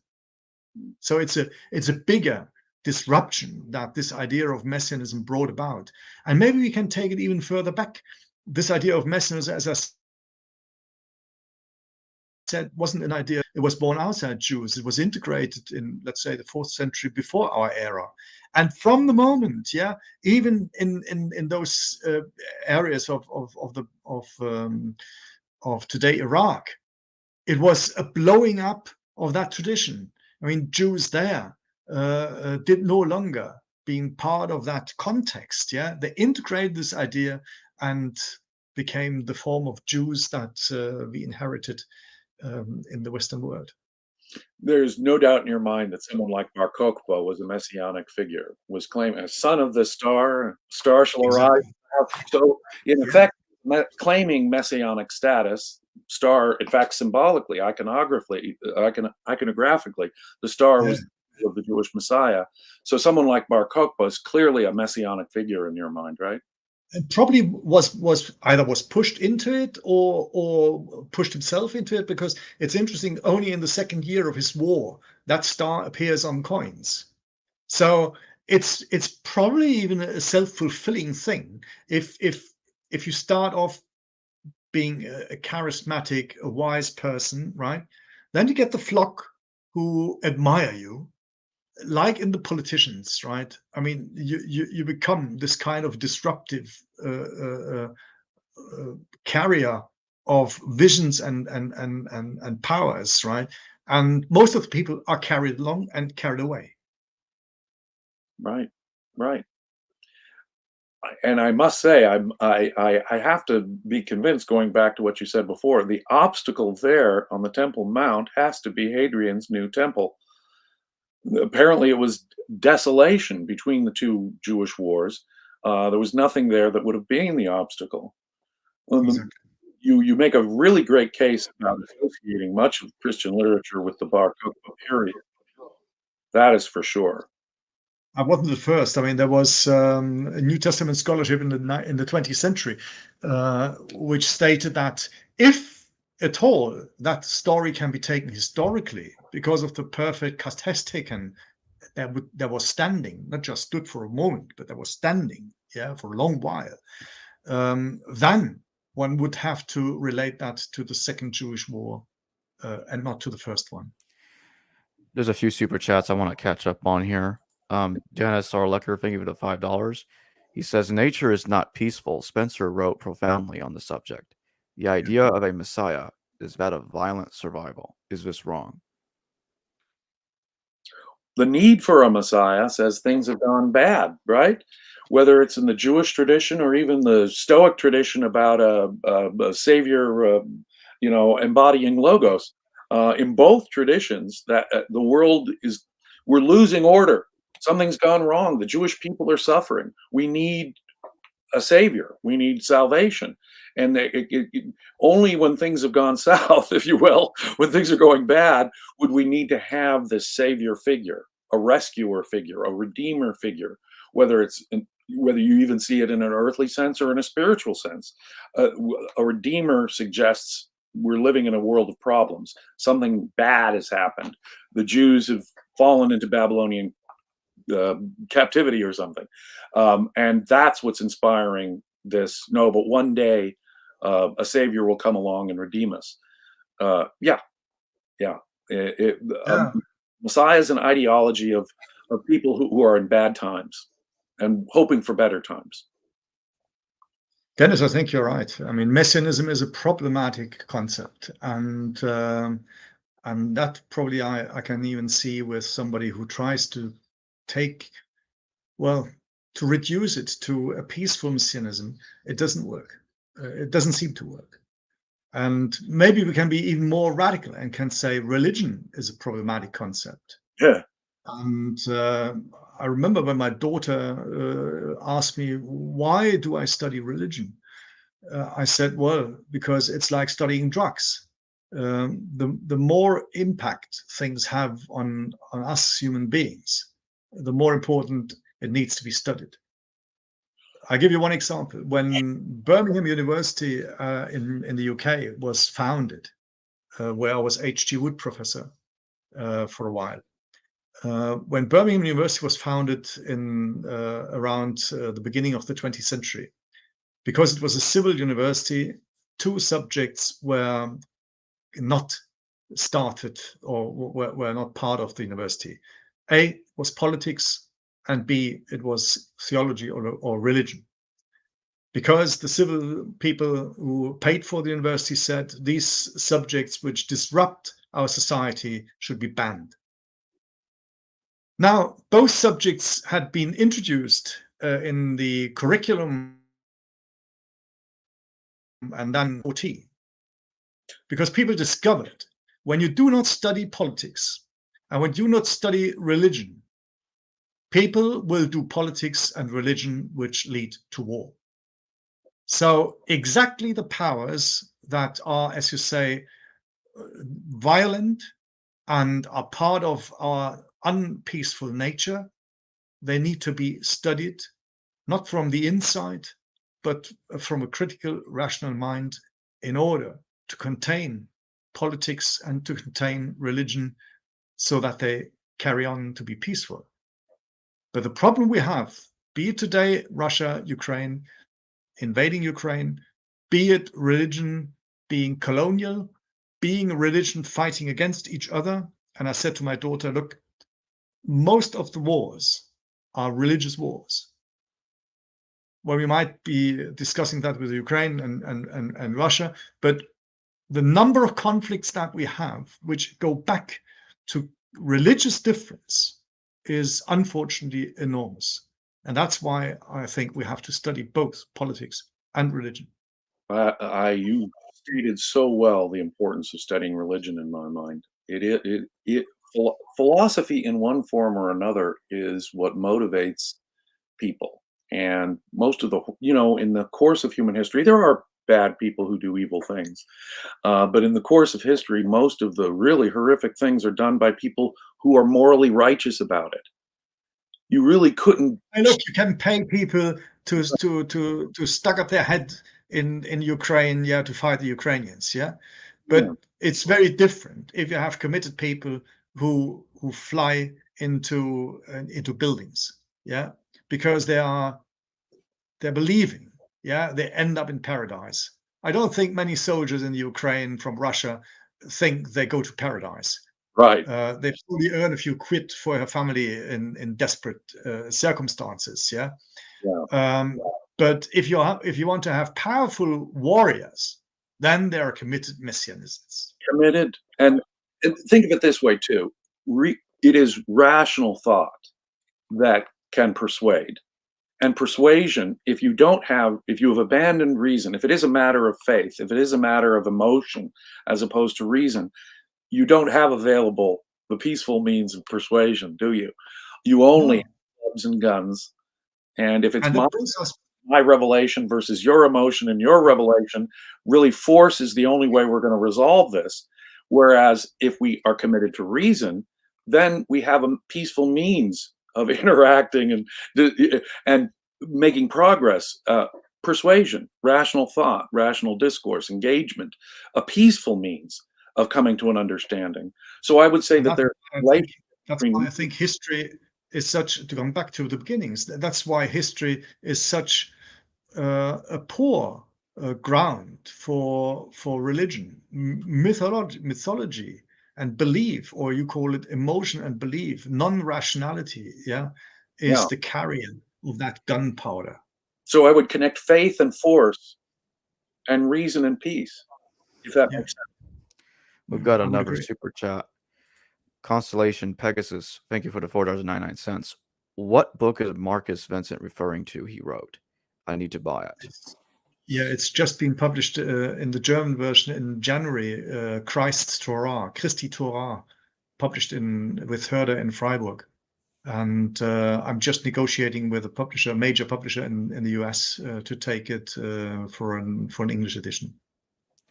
And this is the book that I have right now. Marcion. That's the first one. Synoptic Gospels. That is an important book. I would urge everyone. I got it from Amazon, but it's also available elsewhere. All the links in the description below. Put a link, Jacob, in it. That is a book I urge all listeners to go out and read now. It is available in English, and you will have your mind will be blown. There's two more super chats I want to address real fast. Golem 1, thank you for the $10. Golem 1, thank you for another $10. Okay, that's it for now. Thank you so much for that great support of Jacob's channel, because I think I've got so many responses and people who write to me over the last 3-4 weeks. It's amazing.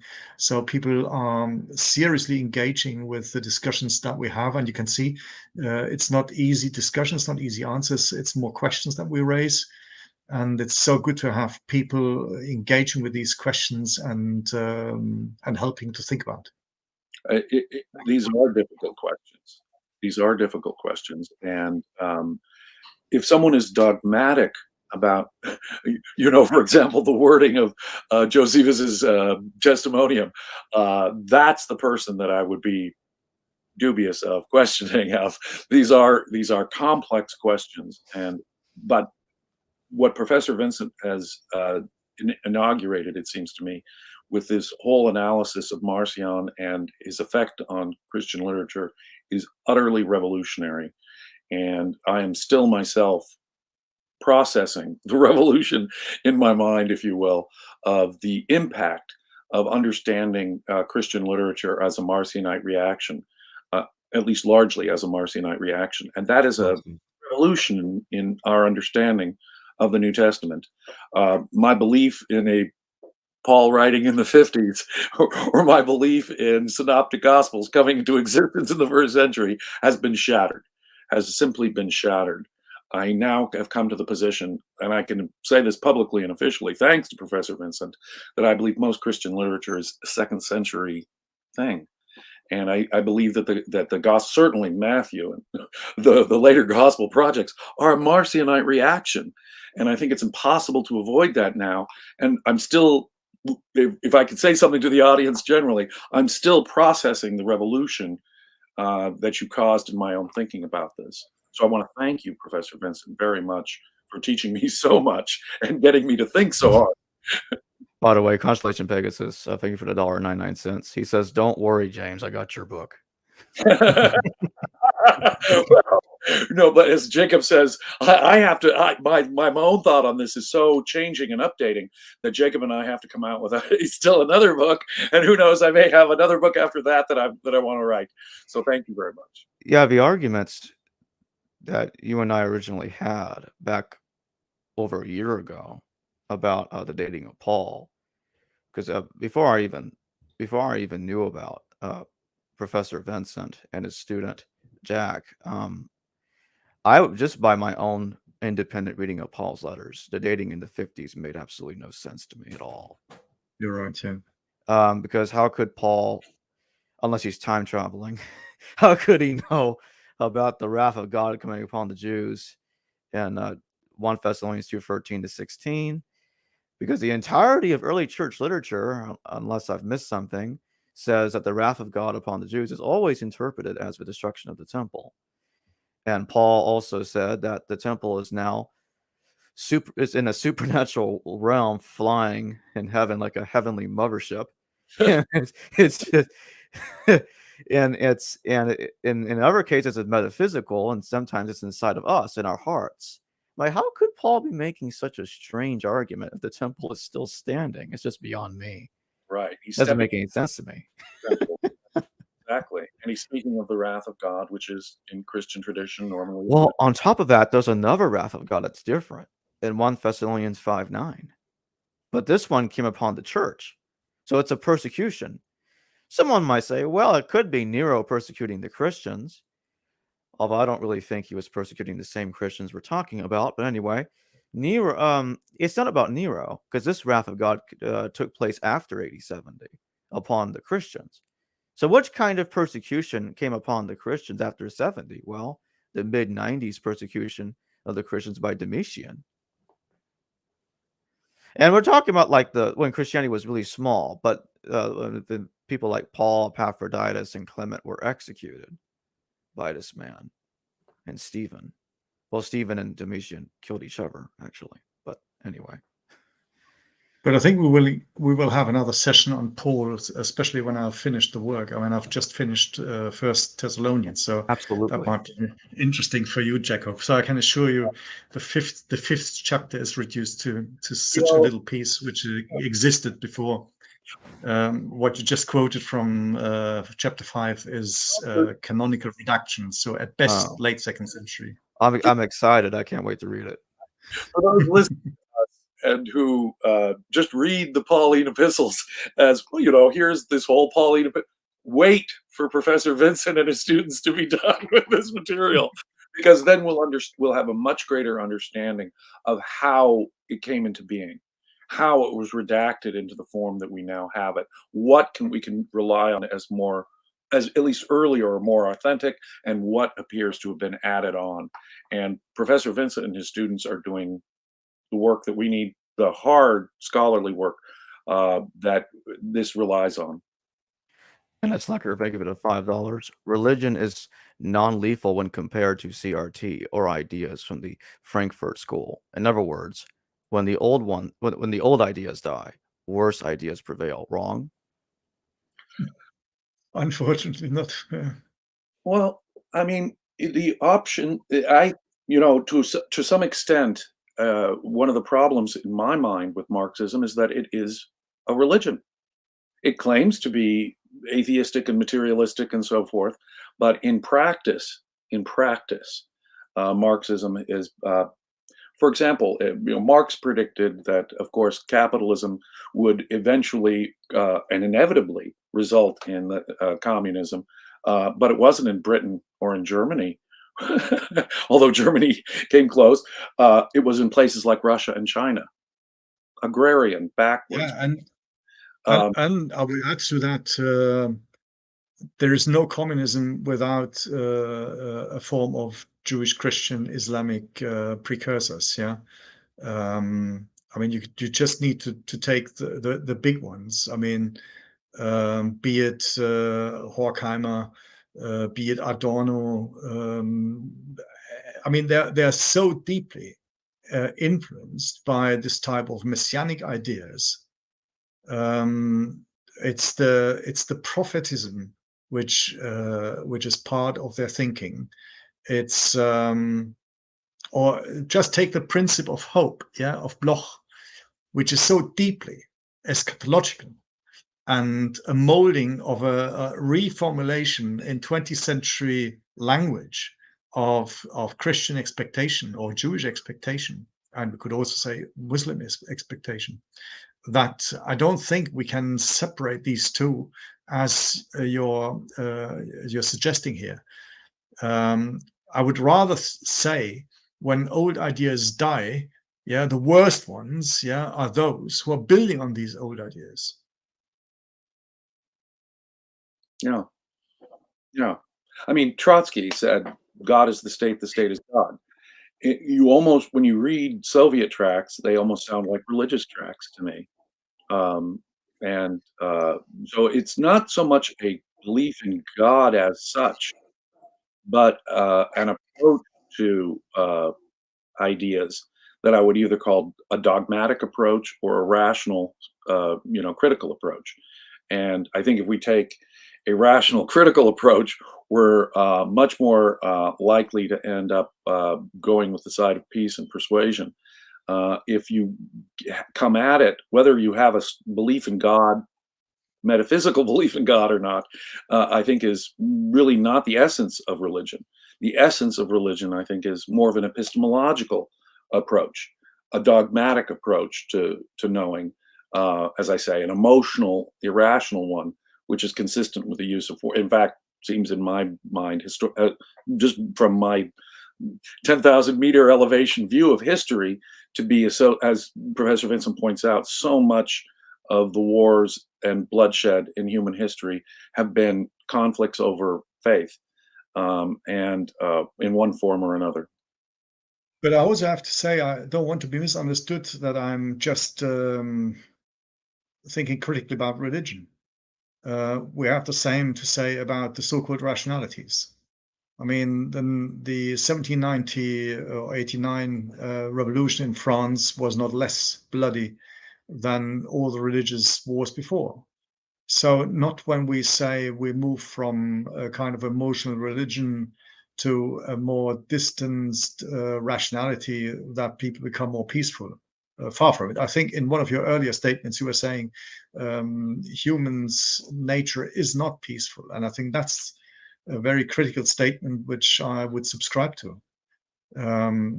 It is probably our greatest task to remove these attempts of not being peaceful and to restore peace in either in religion or in rationality.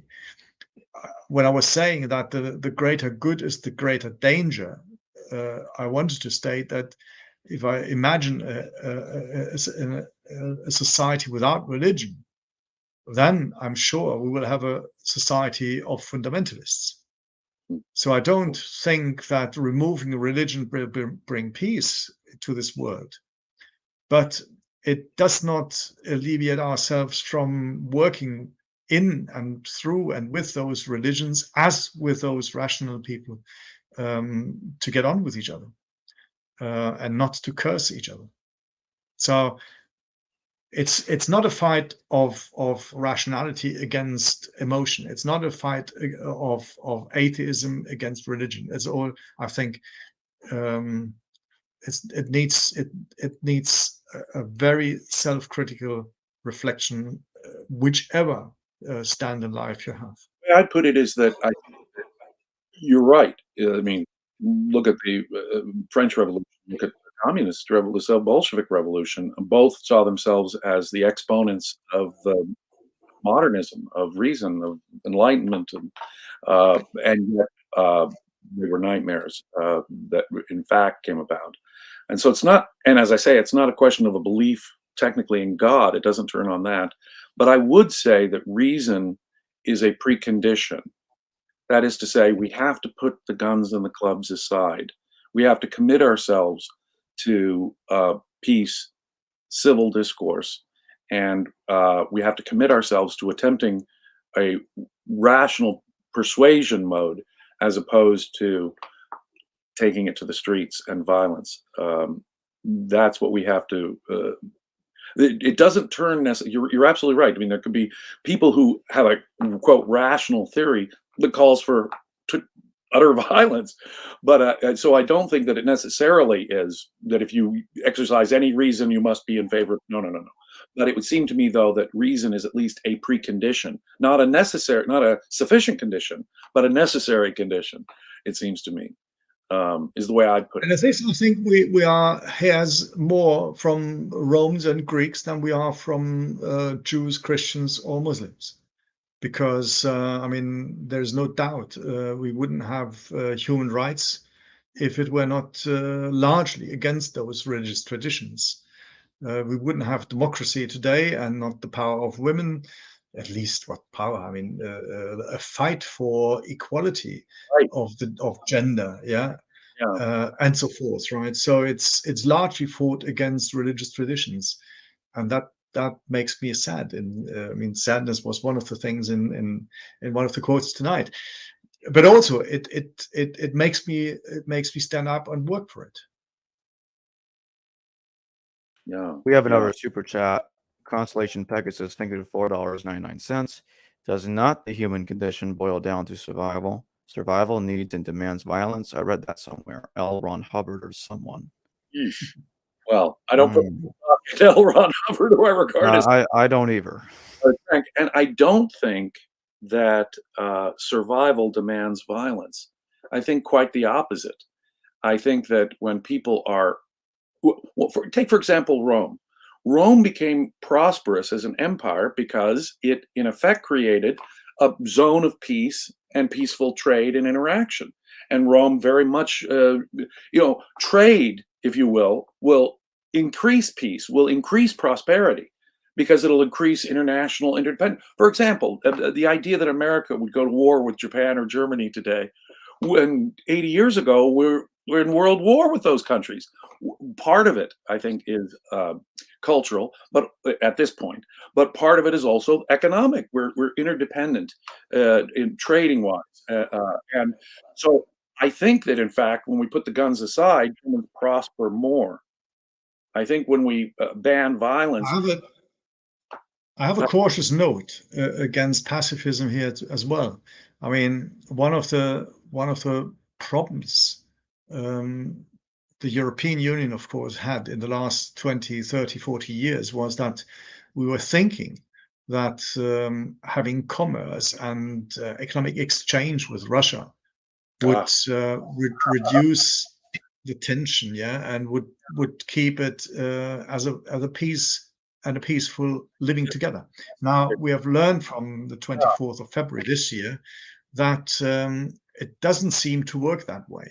I would add, China. People thought that if we had an extensive trade with China, that somehow China would liberalize. And of course, we haven't seen that at all. No liberalization with China, despite all the trade that we thought opening up with China would happen. So I have to agree with you. Trade can make with a dictator. Trade with dictatorship is, I think, a sanctioning and a support of that dictator. Yeah, exactly.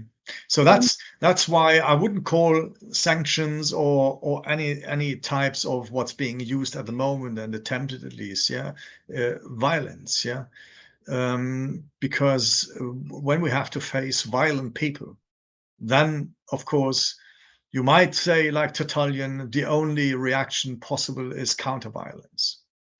But maybe there is a rational way of dealing with it. But on the other side, without supportive weapons in Ukraine, how could these people stand against an invader? I mean, I think I I would can't say There's a pure pacifism here doesn't work. interesting philosophical conversation we've entered. But I think the way I would put it is that the initiation of physical force, aggression, is always wrong. Always wrong. The only moral justification for force is in response or defense from an aggressor. And I think if that idea were understood and sank, you see, trade with a dictator what is dictatorship but a state of aggressive war by the government against its own people? And so I believe dictatorship is really one of the fundamental causes of war. If you're at war with your own people, run out of victims. And I really think we're not talking about the 21st century, our experience of this year. We are right in the 2nd century. Not that the Roman Empire was an empire of dictatorship, but it was an empire where lots of violence, where people, like messianic people, were also violent people, and where we have these violence against each other. So when we talk about violence, which I think is a very, very important topic, and probably we would need to write more about violence in the 2nd century, because it still touches us today, because it informs ourselves in our reflections what is right and what is wrong. And I would agree with you. If there is an aggressor, I don't think Marcion's response is enough. I think Tertullian, in that sense, is right. Yeah, you have to stand up and you have to defend people and not just give up. Don't turn the other cheek. You see, I think that it's in fact, the doctrine of turn the other cheek seems to me to be so unnatural, so bizarre, I might almost say. If I'm being attacked, even if I have a chance to run away or fight back or block the punch, no, hit me again. Seems to be, or submit. You see, if you take that as a personal response, I can understand that. But sometimes, it is a dangerous move as well, because it invites the other to attack even more. And I think the whole thing is not fully thought through. It might work on an individual basis, but if you open up the cheek to such an extent that the other feels invited, to kill, to murder, to rape, and to do all kinds of things, I think you're part of the problem. Yeah, I point to Gandhi or Martin Luther King. They used nonviolence as a means of getting attention to their issue. I think it's a very effective means of getting attention. It worked in their cases because they were talking to the British population or the American population. And if you're in a relatively liberal democratic society, I think Gandhi or Martin Luther King's strategy works. I'm not sure their strategy would have worked against a Stalin or a Hitler. No. I mean, that's why, me being German origin, that's why I grew up with a great thankfulness of people who felt liberated. And if the Americans had not come liberating people in Germany, they would have further suffered from the Nazi terrorists. And that's why I think today there's an understanding that you cannot and should not simply give in to terrorism. Right. You really can't. If it becomes a sanction of that evil, You can't. If, in other words, you're subsidizing Putin's aggressive war in Ukraine, your trade was helping that. You can't Exactly. stop yourself from assisting Yeah. those doing the violence, and when necessary, you have to fight back. Yeah, and I think having started with historical Jesus, I think it is necessary that we also talk in a live chat like this one about what concerns us here, be it in Europe, be it in the States. Yeah, and there is no day where I cannot think of the consequences that things have, which I do by doing work on the second century, because I think the students are asking for it, I'm asking for it, my kids are asking for it.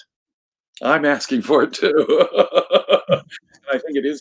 I think the answers here are in how we treat our philosophy, how we treat our religion, and if we take an irrational, dogmatic viewpoint of it, if it really is a question of pure faith, I agree. Reason isn't necessarily going to fix it. You could have violent arguments between those claiming the banner of reason, just as you can have violent arguments those claiming the banner of faith.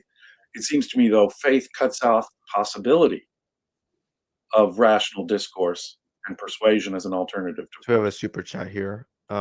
Jack Bull, thank you for the £5. Sorry if you have already covered this, but what do you make of the Thomistic understanding of just war theory? Well, that's fascinating because Augustine believed that killing in self-defense was wrong.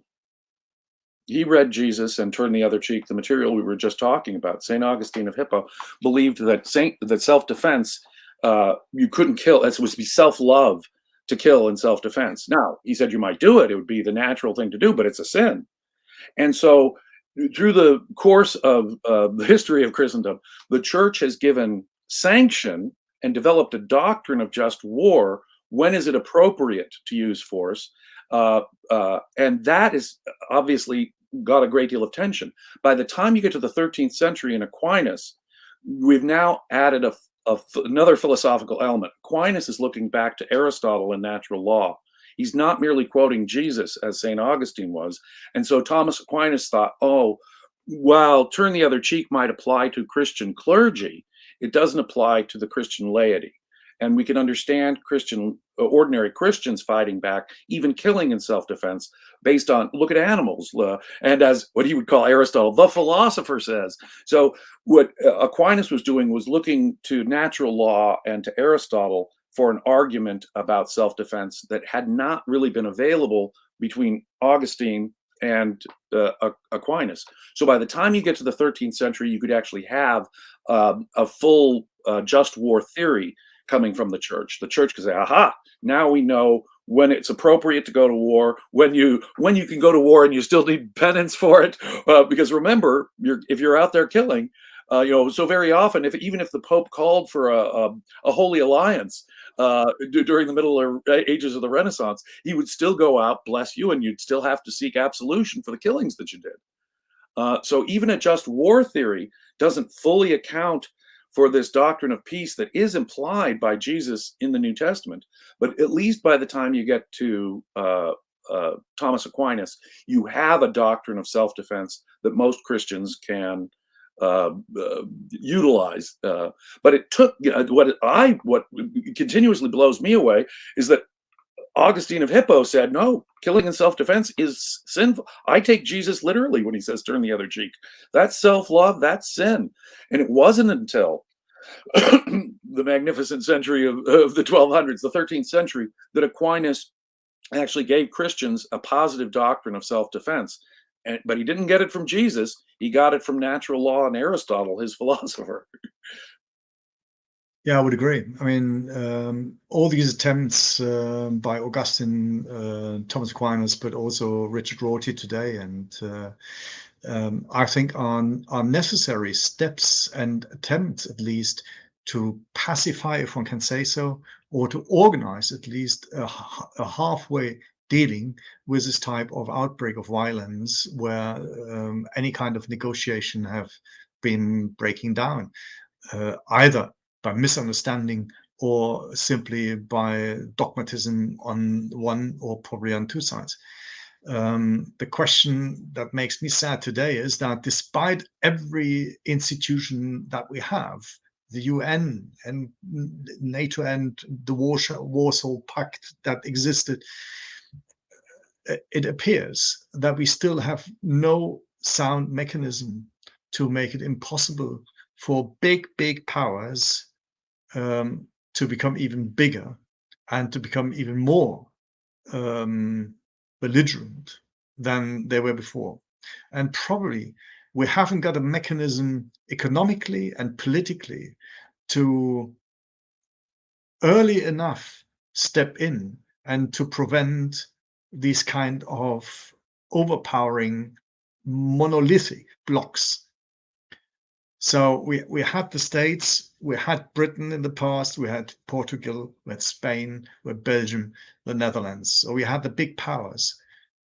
And we haven't replaced them by a kind of network of democracies. Yeah, we have new big powers. Yeah, now that the Western world is somehow fragmented, if you want to put it negatively, you also could put it positively. There are these networks of smaller democracies. But then we have the upcoming of the big powers, yeah, which are trying to reclaim old stories and trying to reclaim old powers, yeah, talking about the Tsar and talking about empires which have long gone. And I think this is the future of the next few years and generations, how we can deal with these powers. And probably we need a kind of structure when a economic power, be it Google, be it whatever, is being broken down simply because of its size. And probably we need the same thing for political powers, that they need to be broken down early enough before they become, in a way, threatening the entire Earth. Yes. So I think Thomas is a step, but it's not what we need today. It's not enough. Obviously, the existing mechanisms are ineffectual. I mean, the United Nations Security Council, in giving each of the great powers a veto, in effect, Russia or China could stop, the United States could stop, and that necessarily means that, in effect, the great powers can do what they like under the current UN regime. And so I don't see the current structures as preventing war. Look at the wars that are still obviously going on. Exactly. On the other side, I think it's important that the war which rages at the moment is getting those powers together again. I mean, we just had the G7 meeting, and we'll see what effects that will carry. But on the other side, I think it's better to do it with economic sanctions rather than moving in simply with the power of weapon. I would not favor having American or British troops fighting in Ukraine right now. We don't want world war at all cost. If we can avoid that, I think we should try our very best to avoid. As long as we can. Yeah, indeed. I mean, we will see. I don't think that last word is said about it. No, not yet. Unfortunately. Yeah. It's a very unfortunate thing, but such is the world that we have now. You'll notice one interesting thing that might be connected to religion here is you'll notice that when the Soviet Empire fell apart, look at Putin now. He's re-embraced the Russian Orthodox Church. The Patriarch of Moscow is endorsing his war, in effect. And so you see a return to tribalistic nationalism. You see a return to religion. See, atheistic communism never really destroyed those things in Russia, did they? Religion and nationalism have returned despite the atheist internationalist communists. Russian nationalism and Russian religion, if anything, are stronger than ever and causing wars. And that shows, again, it's the myth, it's not the history, it's not the reality on the ground. It's the mythological visions in religion as in politics. And here they merge because they develop a similar ethnic-oriented vision. Right. It's this racial tribalism, this hardcore nationalism, and often it has religious roots. That is so dangerous. When people start thinking in terms of tribes and nations like that, especially if they have a dogmatic religious basis for it, I'm afraid that's a formula historically. And it brings me back to the 2nd century, right? It's not people who are alien. It's not people who do not speak the same language. I mean, here they have the same Cyrillic alphabet. Where the Ukrainians probably have an I, the Russians have an E. But for the outsiders, you think, what on earth is going on? And that's so often the case. And that's why I think in the 2nd century, Jews and Christians were so close. And the closer you are, the more hate you can have. And Christians and Jews were so close to the Romans. And that's why there was this kind of a disruption. So the closer you are is endangering a relation. If you are separate, no problem. But if you live together for 40, 50, 60 years, you might want to kill each other. Right. It's a funny thing because at the local courthouses, it was always in the family court where they had the metal detectors. It wasn't until 9/11, about 20 years ago, that they put the metal detectors into the other courthouses where I was working as an attorney. The criminals were the ones we were concerned. It was the married couples fighting over the custody of. It's exactly that. Yeah. Also note that it is apostasy that is really will upset a fundamentalist Muslim. You'll notice that these fatwas against Salman Rushdie and things like that, if you're a former Muslim, you're worse than any Christian or Jew or atheist in their mind, because you were one of us and you broke away. There's something to that. The most intense hatreds, the most intense violence is sometimes directed against those who either are or were the closest to us. Yeah. Not sure how long we are carrying on, because I need to look a bit at my schedule. I would love to be able to continue to talk with you. Yeah, we've been on for about 2 hours. Okay. Yeah, we can stop now. That's fine. But I want to do this again and again and again. Professor Vinzent, you are charming. I love talking to you. We must do this again.